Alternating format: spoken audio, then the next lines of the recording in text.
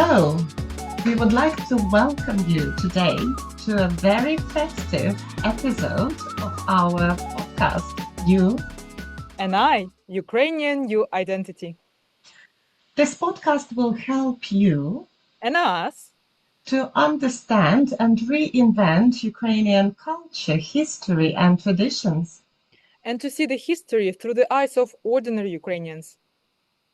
We will also emphasize differences and similarities between British and Ukrainian culture.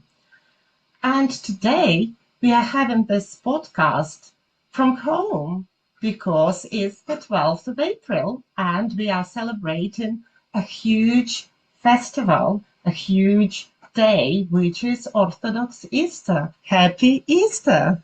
Happy Easter! My name is Mariia. I'm Ukrainian refugee from Sumy. My name is Zhenya and I am from Ukraine but have been here for more than 20 years. So how did you celebrate your British Easter a week ago on the 5th?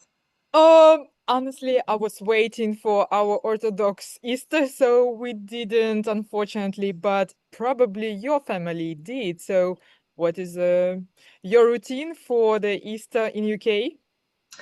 I'll tell you everything about it, but to start with, I would like to explain to our listeners why we have two Easters this year, because last year we only had one Easter and British and Orthodox Easter was celebrated on the same day. I think it's important for all of us to look into complex calculations around the Easter day, shall we? Let's do it. In Ukraine this year, you might hear two different dates for Easter, the 5th of April and the 12th. So why does this happen? It comes down to two different calendars. Most of the world, including the UK, uses the Gregorian calendar, the modern system introduced in the 16th century. But many Orthodox churches traditionally follow the older Julian calendar, which is now 13 days behind. This difference affects how key dates are calculated, including Easter. Easter is not fixed. It is celebrated on the first Sunday after the first full moon following the spring equinox. However, the two calendars define the equinox differently. In the Gregorian calendar, it falls around the 20th of March. In the Julian calendar, it is effectively shifted later. Because of this, the full moon, and therefore Easter, can fall on different Sundays. In Ukraine today, both traditions exist. Some churches have adopted the newer calendar, while others continue using the traditional one.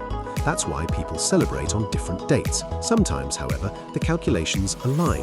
In 2025, for example, Orthodox and Catholic Easter fell on the same day, just as in the UK. This doesn't happen often, but usually occurs every few years. So, while the dates may differ, the meaning of Easter remains the same, a celebration of renewal, hope, and new life. Wow, that was so interesting. I'm not sure I will remember it, but now you know where this difference comes from. Exactly. This is absolutely amazing to, pop up all this information so nobody will just Google or ChatGPT use it for asking these questions. So please tell me, what's your routine for the Easter in UK? Do you have any tradition which you reinvent or which you implement from Ukraine that's really interesting? Well, because this year Easter, Ukrainian Easter and British Easter celebrated on different days, I didn't really have to combine them. So I kept pure British traditions for last weekend or last Sunday, and then we've got Ukrainian proper celebration this day. And I'm expecting my friends and family to join us for proper fantastic celebration with lots of yummy dishes. I'm really sorry, I need to get my cat out of the room. So last weekend, my partner's family came to us and we had quite a lot of kids and grown-ups and we made a big feast, and very traditional for Easter to have lamb because, as you know, and it's a bit sad to talk about little lambs being born about this time, but in Britain we have lamb and mutton. Lamb is a sort of baby lamb meat. So the sheep has to be under a year, and then it's called lamb. Mm-hmm. If the sheep is over a year, it's called mutton. So basically, usually by Easter, many of the sheep that were born last year grow to the age of being slaughtered and eaten as part of celebration. So Mm-hmm. we had lamb, although I'm not a big fan of lamb, and that's why we also had a roast chicken, and we also had some salmon because my younger daughter is pescatarian, and we had lots of different vegetables. So I guess it's the dishes we had on the table were quite similar to Christmas dishes. Mm-hmm. But we also had hot cross buns. Do you know what hot cross buns are? No, what it is? Okay, so they're little buns, which actually I see a lot of parallels between hot cross buns, which are traditional for Easter in Britain, and our couliche, which is Mm-hmm. Easter bread for Yep. our Orthodox Easter. So the difference is that buns are quite small. They're not like Mm. our couliche, tall Yeah. and The bigger the beautifully better. pie. Yeah, but the hot cross buns also made from similar dough. So the dough is quite rich with lots of eggs, butter, and it has raisins or other dried fruit as well. Mm-hmm. So again, we see similarities, but they're quite small. So each person can take just one bun and enjoy it. And the reason why they're called hot cross bun, because we have a cross on the top, which is made out of a very simple dough. So you mix flour and water and into quite sort of soft dough, runny Mm-hmm. dough, and then you draw a cross. And when you put those buns into the oven, the cross stays white because flour on Yeah. its own and water wouldn't color, even if it bakes. It's quite Yeah. quite quite light in color. But the taste is similar to our kulich. Oh, Is really? Yeah. So that's what we had. And of course, we gave each of the family a present of chocolate eggs, chocolate bunnies, chocolate whatever. And although my kids are grown up, we are doing still Easter egg hunt. Do you know what this is? Oh, yes, I know. My son have it at school. Yeah, so my girls are 19 and 17, so maybe a bit too old to believe in Easter Bunny. But then every morning on Easter Day, they come downstairs with little sort of boxes or baskets, Yeah. and start collecting eggs. And we always have two similar eggs in the same place, and I hide them in various places, so they always have fun collecting them. So they would have, Brilliant. yeah, so I think they That's so always cool. enjoy it, although they don't believe in Easter Bunny anymore, and they know that it's mommy who is Easter Bunny. But it's still Oh. fun for me to hide them and for them to look for them. You know that I was always curious why Easter bunny, why they have this bunny thing everywhere. Because in Ukraine we have probably only eggs and the special pie, kulich, and nothing else. So let's just find out all the tradition from UK and the roots of them. Yes, let's do it. That's very interesting. Why does a rabbit deliver eggs at Easter? It sounds like a children's fantasy, but the story begins centuries ago. The Easter Bunny, as we know it today, has its roots in German folklore. In the 17th century, German Lutherans told stories of a hare that would lay coloured eggs for well-behaved children. When German immigrants arrived in Britain and later America in the 18th century, they brought this tradition with them. Over time, the hare became a rabbit and the eggs turned into chocolate. But why eggs in the first place? Eggs have long been a symbol of new life and rebirth, a perfect fit for Easter, which celebrates resurrection and renewal. In medieval England, eggs were forbidden during Lent, so by Easter Sunday people had plenty to eat and often decorated them as part of the celebration. By the Victorian era, chocolate eggs began to appear. Companies like Cadbury played a major role in popularising them in the 19th century, making Easter treats a national tradition. And this is where the famous Easter egg hunt comes in. Originally, eggs were hidden for children to find, symbolising the discovery of new life. Today, this has become a playful family activity, often involving chocolate eggs hidden in gardens and parks. Another well-known British tradition is the serving of hot cross buns. These spiced sweet buns, marked with a cross, date back at least to the Tudor period. They are traditionally eaten on Good Friday, with the cross symbolising the crucifixion. There are even Old English superstitions surrounding them. Some believed they could protect homes from evil spirits or ensure good luck for the coming year. Easter Sunday itself is often marked with a roast meal, commonly lamb, which has strong Christian symbolism as a sign of sacrifice and renewal. And then there is Morris dancing, local fairs and community celebrations, traditions that blend Christian meaning with older seasonal customs. In fact, some historians connect Easter itself to earlier spring festivals, possibly linked to the Anglo-Saxon goddess Easter, from whom the word Easter may derive. So behind the chocolate eggs and cheerful rabbits lies a complex history, part religion, part folklore, part seasonal ritual. A celebration shaped over centuries, and perhaps that's why it still feels magical today. Wow, that was so interesting. Now I know everything about Easter Bunny. Yeah, and me too. You know that in Ukraine we don't have bunny, but we had this beautiful tradition before Easter. Do you know why? I I think we didn't make a video about Masnitzia. So, for me, it's similar to Carnival around the globe. So that's a very good idea to start with Masnitzia, which is Pancake Week in Orthodox tradition, because that is a starting point. It's basically a week of preparation for Great Lent.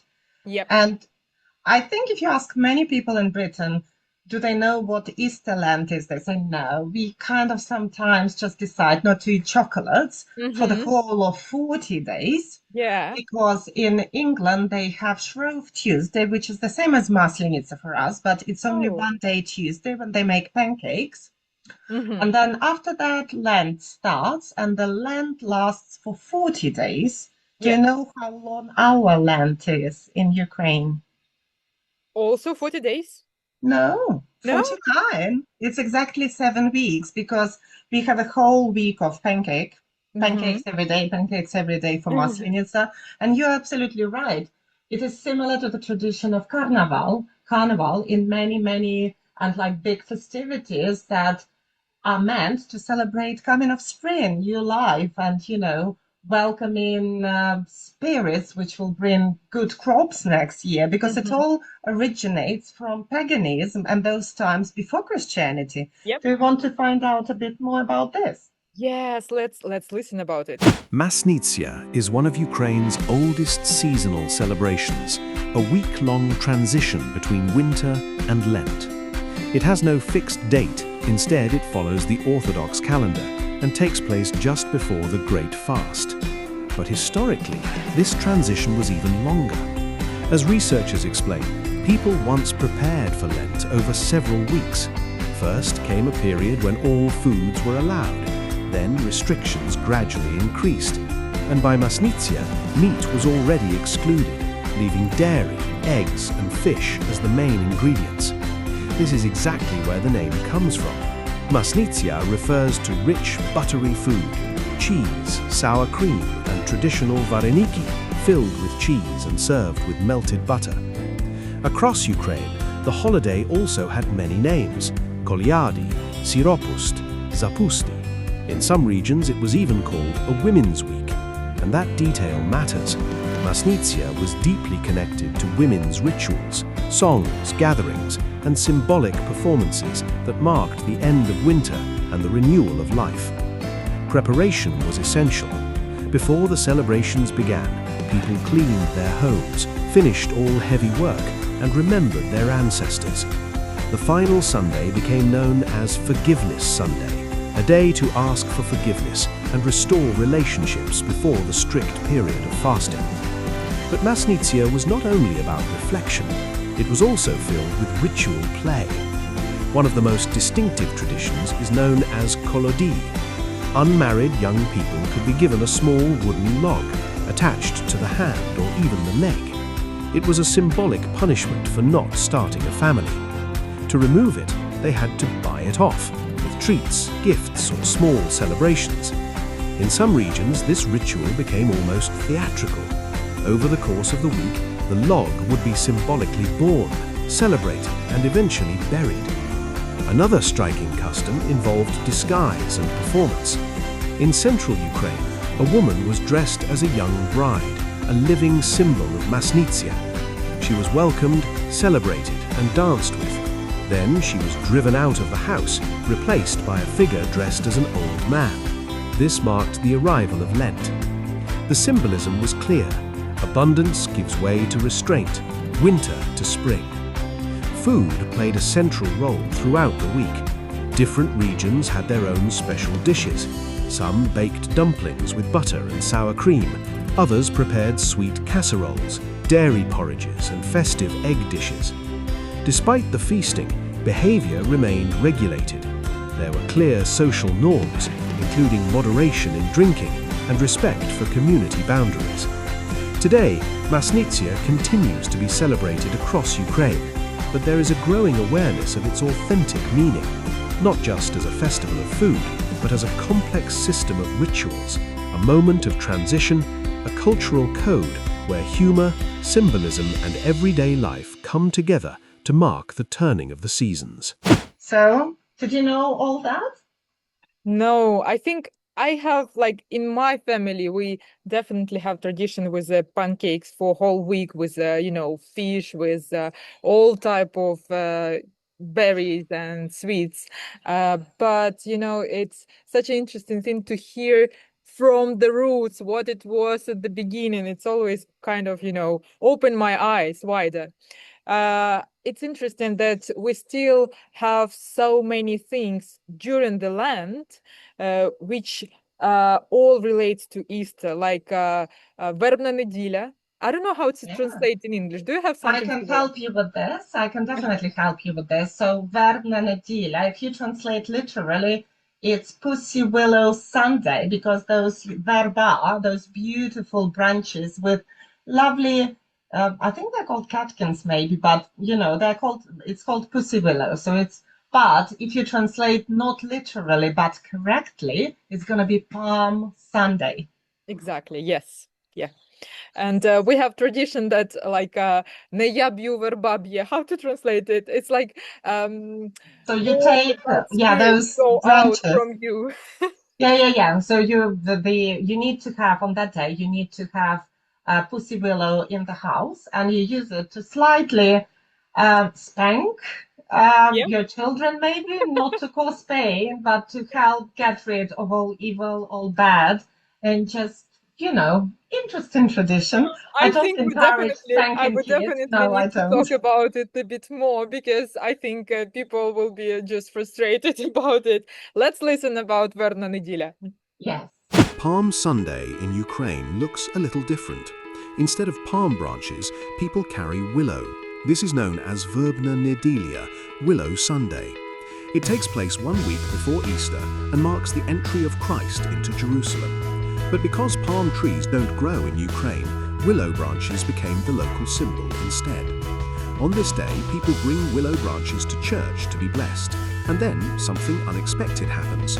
They gently tap each other with the branches, saying traditional phrases for health and strength. It's not punishment, it's a blessing. The willow, one of the first trees to bloom in spring, symbolizes renewal, life, and the awakening of nature. There are also old beliefs tied to this day. Some people place blessed branches at home to protect the household. Others keep them near icons throughout the year. In villages, willow was once used to bless animals and even fields as a way to ensure a good harvest. Like many Ukrainian traditions, Verbna Nedilia blends Christian meaning with much older seasonal customs. A quiet moment on the eve of Easter, when faith, nature, and folk traditions come together. Wow, that was very interesting. I'm sure our listeners are sitting and thinking, oh my God, that is unbelievable. Yeah. So also we have kind of like tradition which is not related to Christianity. We have to clean the windows, clean the house. Have you cleaned your windows already or not, Zhenya? Yeah, I think every day, so starting from Palm Sunday, every day has a special meaning. And I think it might go back, well, to Christianity as well. And on Thursday, I don't really know meaning of Monday, Tuesday, Wednesday. I know Thursday was always a very important day for us because Yeah. my late mom would always get involved. She would come to visit us and we would clean all the house, not just windows. Every shelf, every single book would be taken off the shelf, dusted, put back. We would go through We would wash every single bulb and lampshade. Everything had to be properly cleaned by Thursday because Thursday was known as Clean Thursday.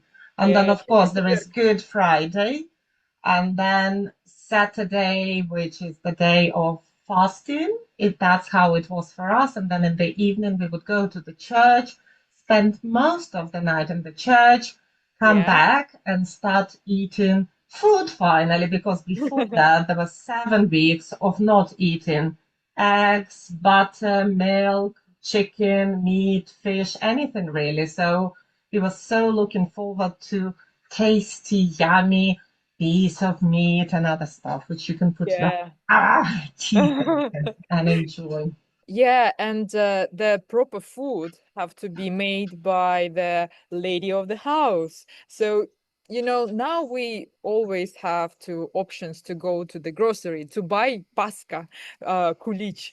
But previously, and my generation, even now, I have a lot of friends of mine who already have a family, and they spent all Saturday, whole day for cooking the kulich. And they have a lot of variation of made, like especially for husbands is this way with this Poppy poppy seed. seeds. Yes, with poppy seeds. For the children is different one. And now there is like I try to find my favorite recipe in online and I couldn't find it because there is so many new variation, which is like Dubai chocolate Pasca. Have you heard about that? So it's like, it's such an interesting tradition. And I even have a belief that the way how your Pasca bread will grow, Rice, yeah. that means the like your year will be successful or less successful.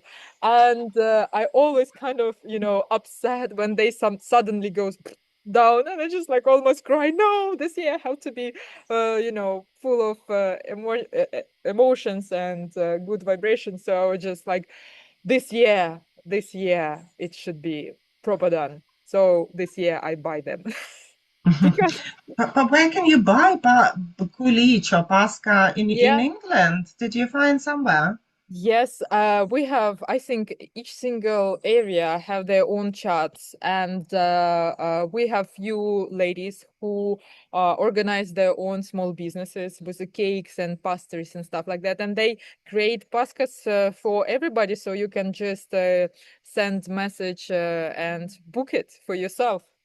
Oh, Yeah, wow.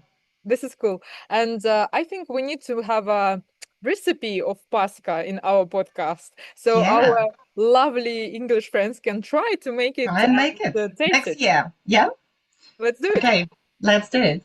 If you've never tried Ukrainian Easter bread, this is your sign to bake one. It's called Pasca, a soft, slightly sweet bread traditionally made for Easter in Ukraine. It symbolizes celebration and the end of Lent and is often baked at home with family. The recipe is simple but requires patience. You'll need flour, milk, eggs, butter, sugar and yeast. Mix everything into a rich dough, then leave it to rise twice. Some people add raisins or citrus zest for extra flavor. Traditionally, Pasca is baked in tall, round tins and decorated on top. Once golden, it's ready. And there's even a tradition. If you make a wish and taste 12 different Pascas shared by friends and relatives, it's said your wish will come true. The result is light, airy and slightly sweet, somewhere between brioche and cake. So if you're in the UK this Easter, give Pasca a go and don't forget to make a wish. Yeah, this is like, I'm sure in some time there will be some new tradition in UK. Honestly, I just believe because this is so tasty thing and it's really relates only to Easter. And I think it's possible that somehow in 5 years maybe we will see Pascha on the just, walk into the grocery and for the Easter day and we'll see some Ukrainian Pascha there.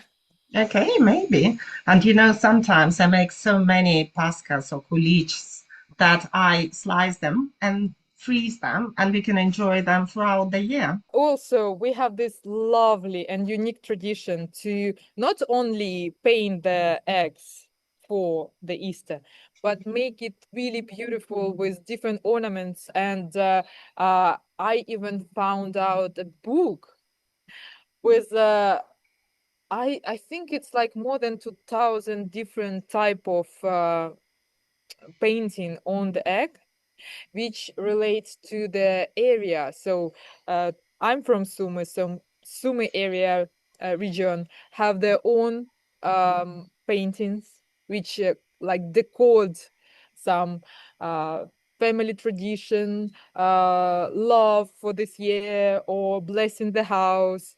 And in Kiev, or for example in Odessa, it's a bit different.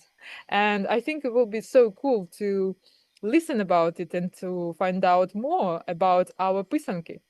Yes, shall we do it? Yeah. In Ukraine, Easter eggs are not just decoration, they are a form of art, history, and symbolism. There are several types, each with its own technique and meaning. The most famous are Pysanky. These are created using a wax resist method. Hot wax is applied to the shell in patterns, then the egg is dyed in layers from light to dark. This technique dates back centuries, long before Christianity, when eggs symbolized the sun, life, and rebirth. Every symbol has meaning. Lines may represent eternity, plants, growth, and geometric patterns, protection. Another type is Krashanki. These are simpler, eggs dyed in a single color, traditionally red, symbolizing life and resurrection. They are often used in Easter games and shared at the table. Then there are Dryanki. These are dyed first, and then patterns are scratched into the shell, revealing lighter lines beneath.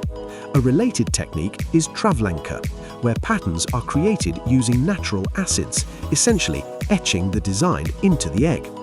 Krapanki are made by dripping wax onto the shell to create dotted patterns, layer by layer, color by color. And Lemkivka comes from the Lemko region. These eggs are often more minimal, featuring fine lines, delicate symmetry, and a restrained color palette. Across all these styles, one idea remains constant. The egg is a symbol of life, renewal, and protection. Traditionally, these eggs were not just decorative, they were given as gifts, used in rituals, and even believed to bring good fortune. Today, Pysanky and other styles remain a living tradition in Ukraine, a blend of ancient belief, craftsmanship, and quiet symbolism, preserved in something as simple as an egg. So tell me about your tradition with Pysanky. Have you have one? Oh, yes, I do. I have quite a few actually. You remember that in March I went to Ukraine with another trustee from the Friends of Alexandria, Will, and we had a unique opportunity to go to a special workshop in one of the museums in Alexandria. So every day before Easter, anyone could book a place in this workshop to come completely for free and make their own pysankas. So those decorated eggs, as you know, and I hope now our listeners know as well, they are called pysanka from the word pysate, to draw, to paint. And so we had an opportunity to create very simple ones. And for me, it wasn't the first experience, but for William, who is a British person, a man, and he's not very, he was not very sure how well he can draw. So he was a bit careful with that, but he did really great job. So, but after the workshop, I thought I want to bring it home and do it with my kids. So I went to the shop and I bought this beautiful tool. So I'm going to show you here, and we'll see here. So it's called Pysachok, from the word pisate, to draw. And it has it's like a little, it's like a pen in a way. And in order to make beautiful decorated eggs, you need Pysachok. You also need bee wax, not anything else, bee wax. You need food dyes of various colors. The more the better, but you can use just one or two. And of course, you need eggs. In the past, eggs were decorated, so people boiled eggs and then decorated them. But of course, they went off. And Pysanka has a very sacred meaning, as you've already mentioned, that depending on what you put on the Pysanka, what you draw on it, you can bring happiness and good luck into the family. And people often brought Pysankas as presents to their friends and family, and they were kept near icons, so in a very sacred corner in the house. Yep. And that's why I just wanted to create my own. But to make them last, you need actually to blow out an egg. So you take a white egg, which is not that easy to find in this country because when you go to shops, most eggs are brown with Yeah. thick shell. But nowadays you can find white eggs, and then you make a hole in the top and bottom, and then you blow, and you end up having an empty egg. Yep. And we can actually have, do you want to see how we made our simple pysankas in Ukraine? I've got Yes, a few please. Yes, small really. videos. Shall we watch it now? На нас. It's believed that pysanka takes all the bad from whatever. So if it's broken, don't get sad, just make another one.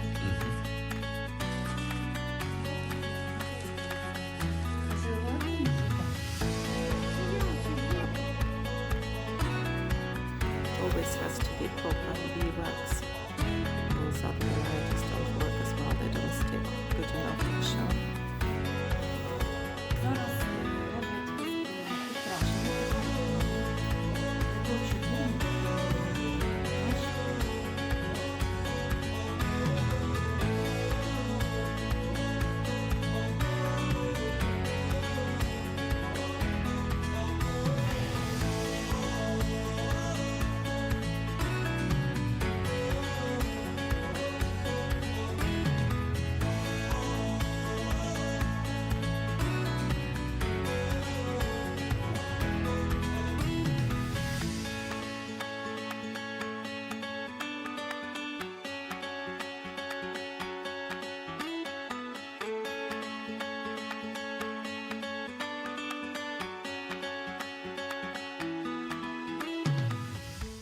How did you like our hard work?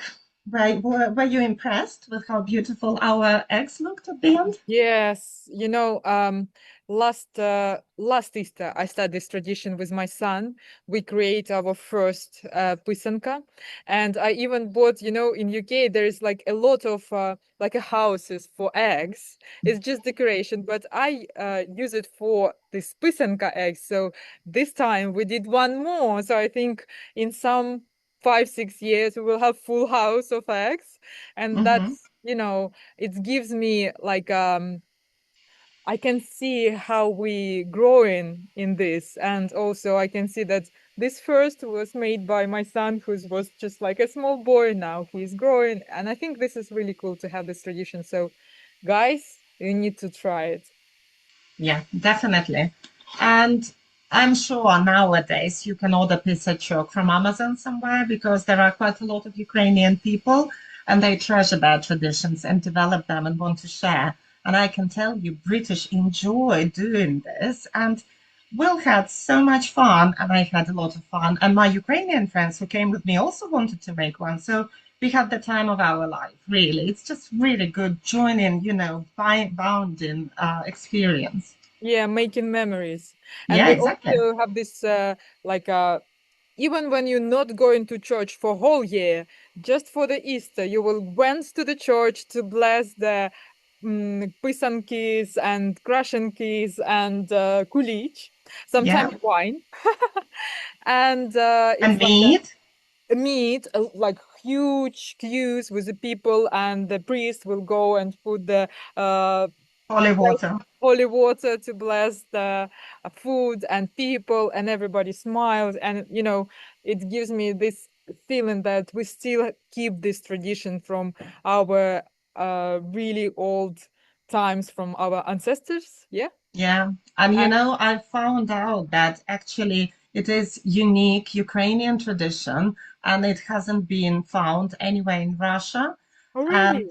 in now there are quite a lot of researchers who are looking for traces and of Pysankas. Do you do egg fights with your son? Yes, of course. Oh, we did as well. I'm looking forward. I've got lots of beautiful eggs waiting for me there, and I will have to run in a minute. Tell me who usually wins. Who is the winner with those egg fights in your family? Not surprise me. Uh-huh.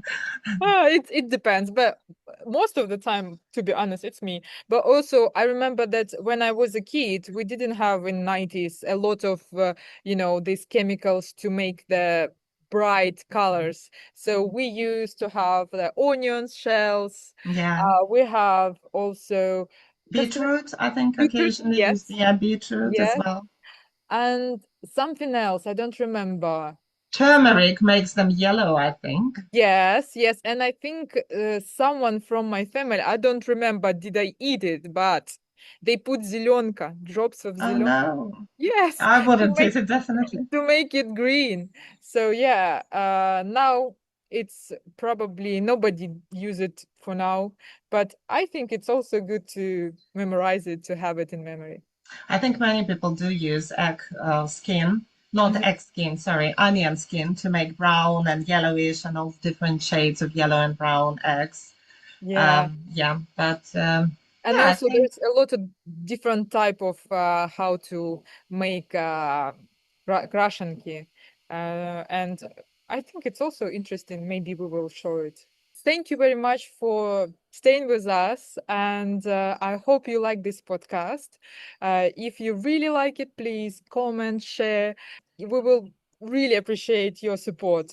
happy Easter, everyone. And if you have beautiful pictures of your own decorated eggs or of your Easter cake or lovely recipes, please share with us in comments. And we just hope you enjoyed the podcast and celebrate with your family.